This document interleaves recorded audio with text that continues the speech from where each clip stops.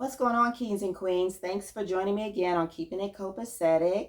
I hope you're having a great day. I myself have been worn out with 7 hours of training.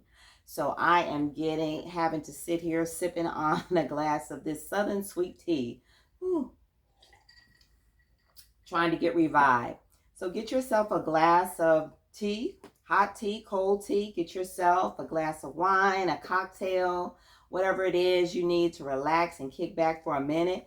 If you're driving, get you some coffee. And this sweet tea, it works just as well while you're driving. I do it myself quite often. And just keep your eyes on the road and be safe. Be safe. And in chapter 19, George and Portia had a wonderful, sensuous, sexy, fun-filled weekend in Gatlinburg. She came clean. She told all the truth, the whole truth, and nothing but the truth. And so she feels pretty good until she gets back home and Raymond knocks on the door, and that kind of blows her whole groove, but she's going to get it together. All right, so let's go ahead and get into chapter 20. I've been over here several times and you weren't here, Raymond fussed. I was out of town. What's going on? I asked, standing in the door, aggravated. Do I have to talk to you in the doorway or can I come in? He asked, indignant. Let's make it quick. I'm really tired, I said, walking into the kitchen. Is that right? I thought you had problems sleeping, he said sarcastically as he took off his jacket and put it on the back of the chair. Not sleeping doesn't necessarily mean you're not tired. I poured myself a cup of tea and sat down in front of him. So what's up? I looked up Deprivan, and I know it's the same thing as propofol, the anesthesia drug that killed Michael Jackson, he stated with a smug look that said he had solved the crime mystery of the year. If it is, so what? It's not illegal, I answered, losing patience with him. He couldn't even get his shit right for how many years, and now he's back to put me in check. He had a lot of nerve. I'm sure it's unethical, however you got it. What difference does it make to you, I said, getting tired of the Inquisition. I'm concerned that you might be dependent on it, and it's very dangerous. I thank you for your concern, but I'm not a child. I can make my own decisions whether or not you agree with them, but you can relax because I'm not dependent, addicted, or whatever other term you might have on the drug.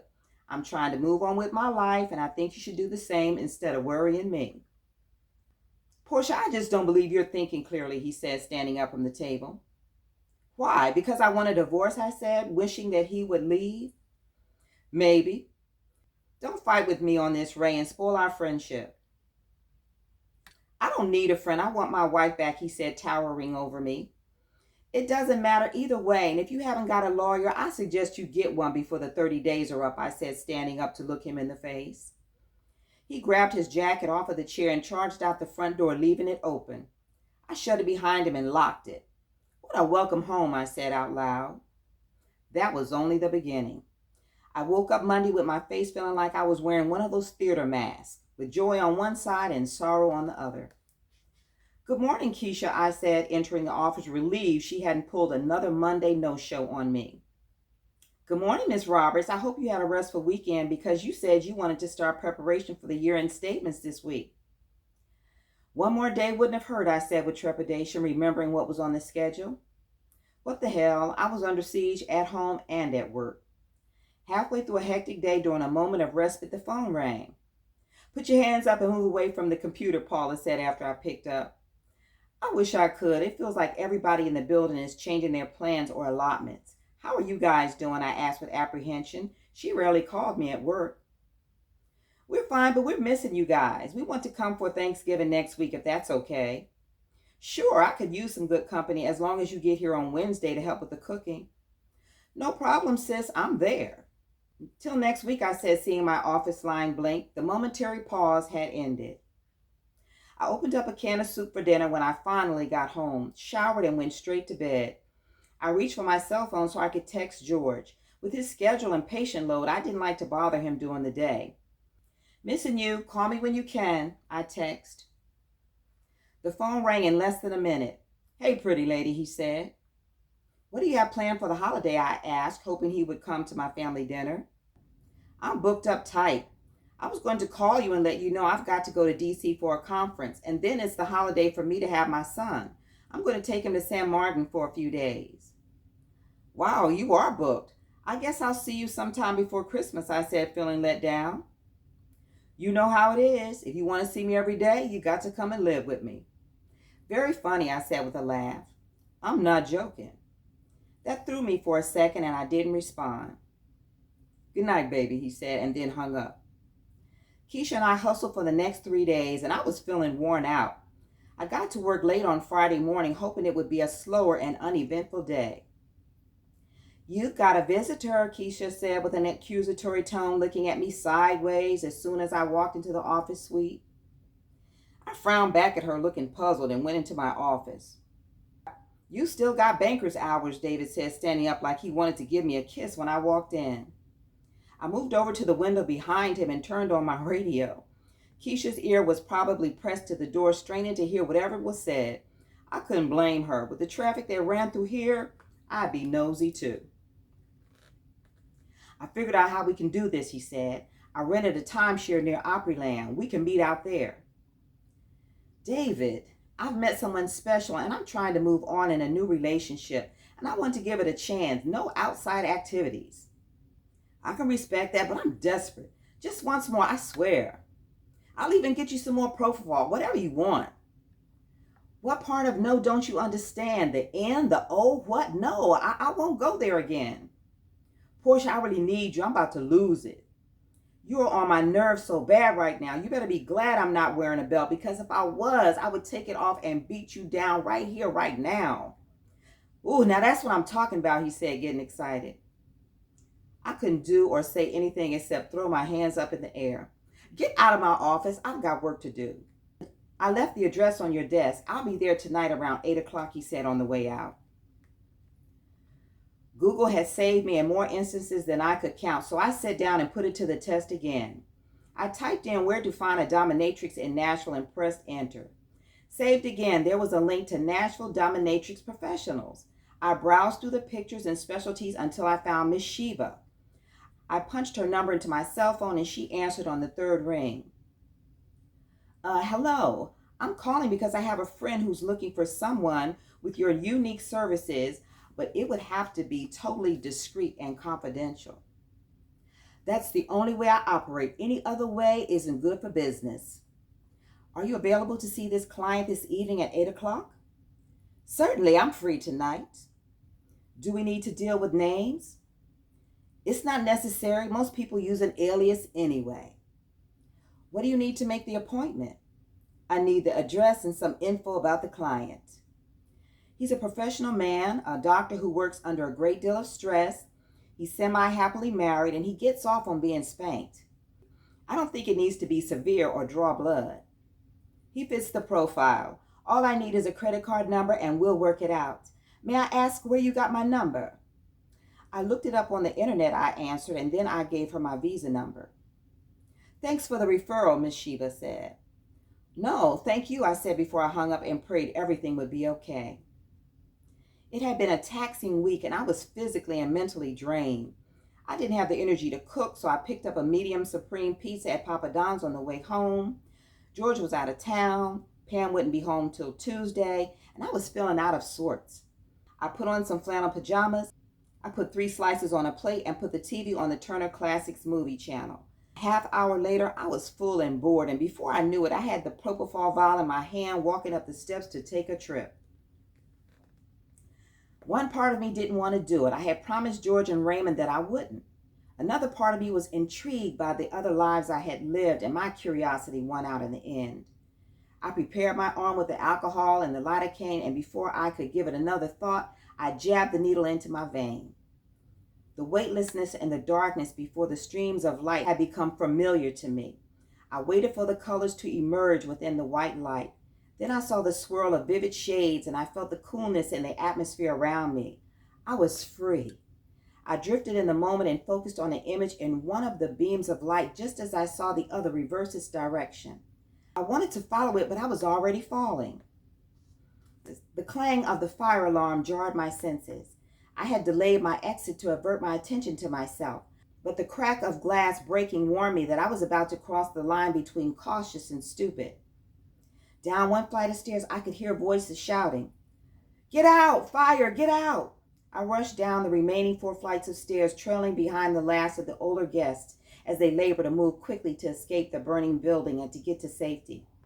I take a deep inhale when I reach the street with my lungs starving for a breath of fresh air, but the area is already filled with the smell of smoke. I cross the street and join the crowd of spectators fascinated by the destructive power of flames that glow in the color of a warm sunset.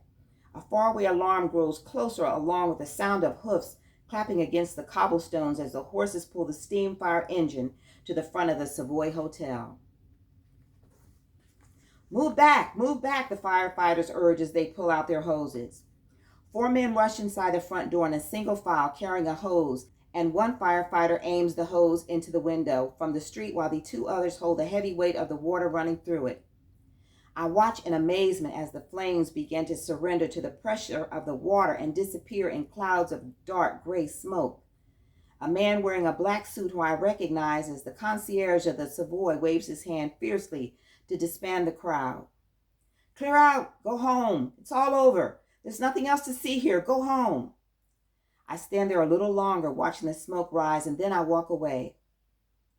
"Blast, thank heaven you're all right, Lizzie," Hildy says, looking distressed when I open the door to our flat. "I was terrified when I heard it was your floor that caught fire." "No need to worry, my girl. I wasn't in any danger.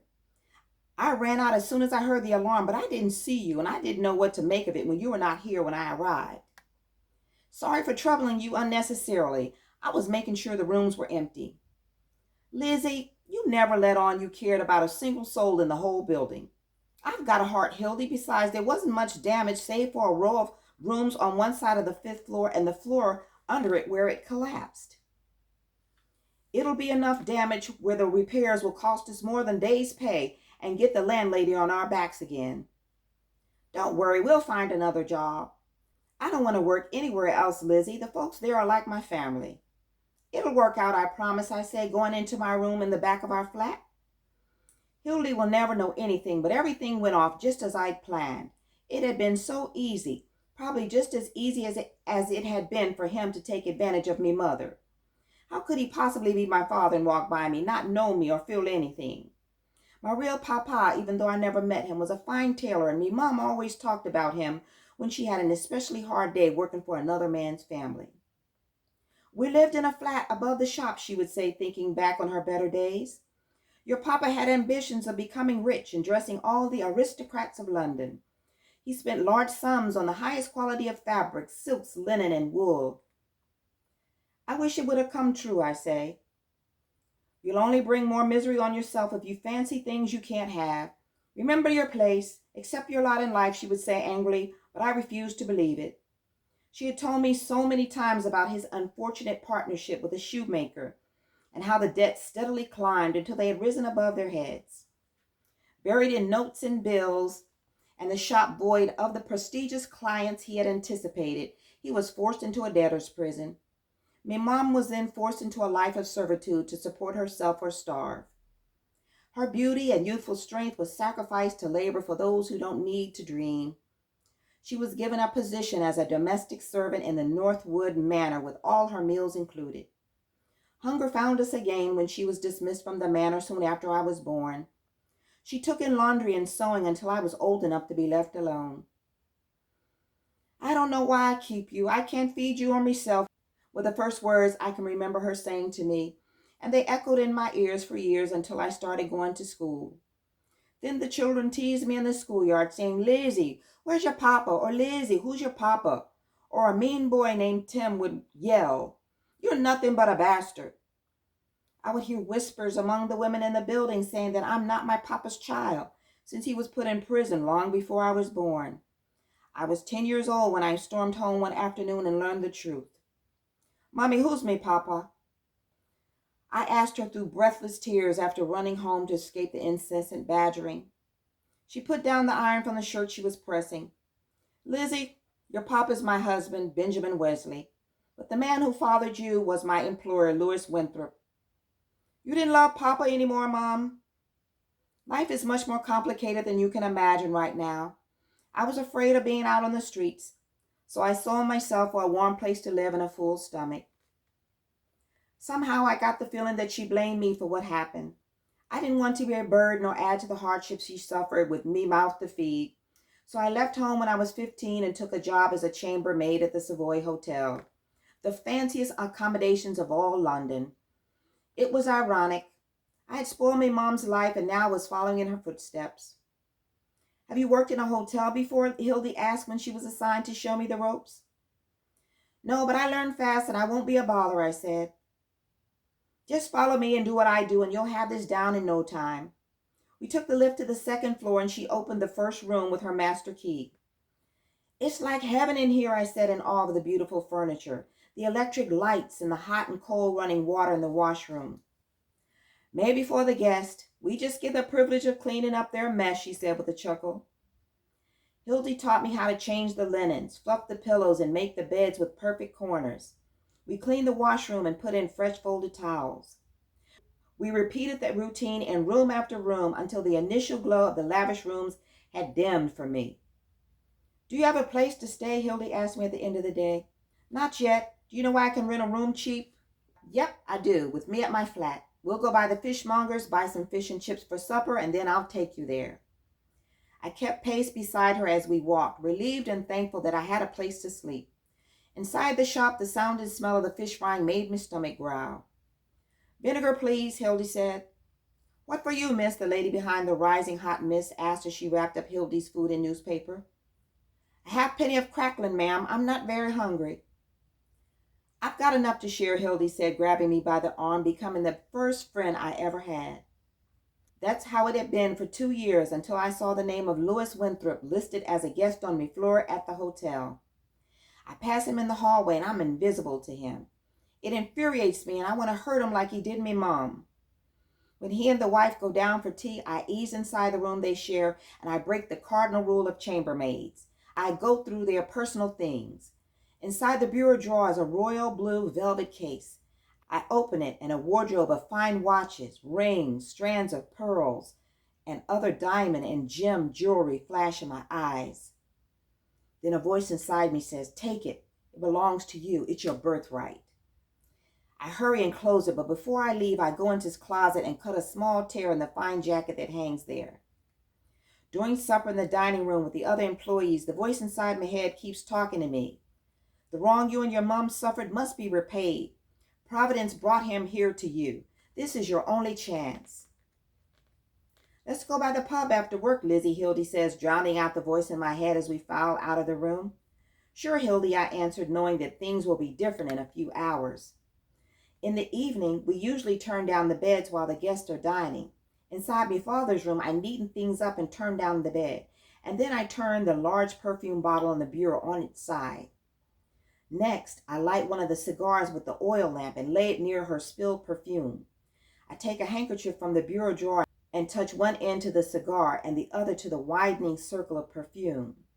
I close the door behind me and go into the next room. I clean the toilet, straighten up the room, turn down the bed, and now I can feel the faint scent of smoke in the hallway as I move on to the next room. It had been bloody easy, a doddle, just like it was for him to use me mom after she worked her fingers to the bone all day for him. I hum a tune to myself to calm my nervousness as I work. I am in the fourth room when I hear a scream, which is soon followed by the sound of the fire alarm. I had done it. I had committed a crime, but it was a lesser crime than the one that had been committed against me. I walk for an hour around the hotel before I go back to the flat with my newly acquired riches squeezed in my bosom and twisted in my petticoat. I had filched the money too. No sense in letting good money end up in ashes. Its better use will be the ticket I need to a new life. I'm still not quite myself, Lizzie, Hildy says. Let's head down to the pub for a glass of bitter. Good idea. We need to settle down after all that hullabaloo. It was a short walk to the pub, just long enough for me to plan the rest of my life. Sitting there watching Hildy sip from her glass, I say it. I hear talk they have jobs on the Olympic Ocean liner for chambermaids. Let's go for it. Not me, Lizzie. I don't like the water. I want to go, Hildy. There's nothing here for us, and we can travel to America. They say you can change your destiny there. People born poor don't have to die poor. I like my life here just fine, Lizzie. I got a good job and I can take care of myself. I don't need nothing more. It makes me feel good when I can do something that makes someone else comfortable. I don't just want to live for other people. I want more, Hildy. I want to live for myself, and I think I can get an education. Open up a boarding house or find some bloke to fall in love with me. That sounds like a fairy tale, Lizzie. And that's what you deserve. If I were you, I'd go down there tomorrow and get me that job. I wait a few days before I go to the port, but when I get there, I don't apply for the job. That wasn't the part of the plan.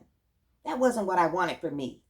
Instead, I pack all of my things in a carpet bag and then I buy myself a second-class passenger ticket. My birthright is still tucked in my bosom and tied in my petticoat, except for the string of pearls I left on Hildy's bed as a gift. I had already spent enough of my life tending to the needs of others. Now it was my turn. The ship set sail for a 2-week voyage with me, sharing a comfortable cabin that had 4 bunks with the woman and her 2 small children. I'm going to join my husband, she tells me as we have our supper one evening.